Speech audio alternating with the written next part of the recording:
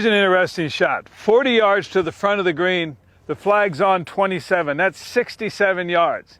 This is the throw-up zone for most of us. This is a shot we don't like.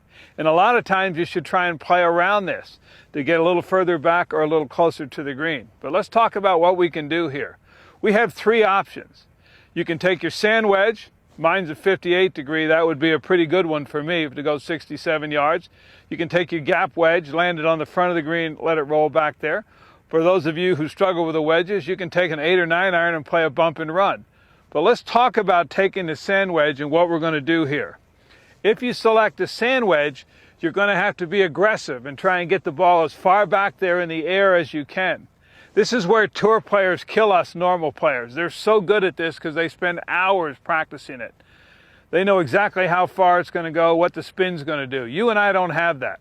So if you're going to play this shot with a sand wedge, the first thing you have to understand on all of these little short shots, you have to always accelerate through the ball, whether I'm using the sand wedge, the gap wedge, or an 8 or 9 iron to run it on the ground. I don't want you to make the long swing and quit on it. So I've got to commit to this shot. I'm going to play the ball back towards my back foot with a normal loft of my sand wedge, which is 58 degrees. I'm going to make a swing that goes about right here, and then I'm going to have to accelerate through and see how far I can carry this. 40 to the front, 27 back, 67 yards. Club face square, ball back in the stance.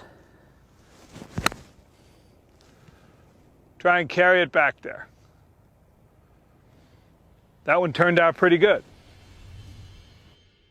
Now we got a gap wedge. Now we're going to play a little different shot. We've got a straighter face club, still with some loft on it. Now we have to think about where we want to land this. This I'm going to try and land on the front part of the green and let the ball run through the swale, come up, make a right to left turn, and try and get back by the flag. This is different than the sand wedge, but still we have to commit to accelerate through the shot.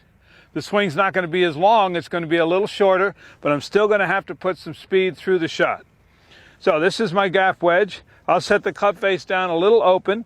You can make a few practice swings to feel the motion you're going to use when you hit it. Remember, on all these shots too, I want you to use your legs. I don't want you to stand stiff and flip the club at it. I want you to use that back knee as a little bit of a trigger to kick you through there. Okay. Now the last thing I want you to do is I want you to really focus on the spot you're trying to land the ball on and glance at the ball. Most people glance at the target and they're locked on the ball.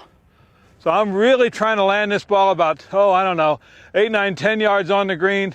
See if I can let it run back there. Ball a little back of my stance. Club face a fraction open. Land it on the lower part of the green. Let it skip through the swale and get back there. That's option number 2.